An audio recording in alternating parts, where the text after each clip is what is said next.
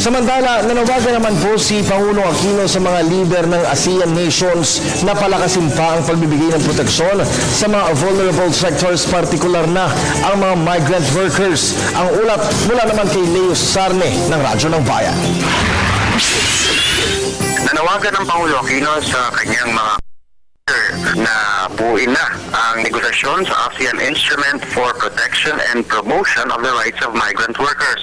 Sa kanyang pahayag sa Leaders Retreat bago magtapos ang 26th ASEAN Summit sa Langkawi, Malaysia kagabi, binigyang diin ng Pangulo Aquino ang kahalagahan ng pangangalaga sa pinaka-vulnerableng sektor ng ating lipunan, partikular ang mga migrant workers.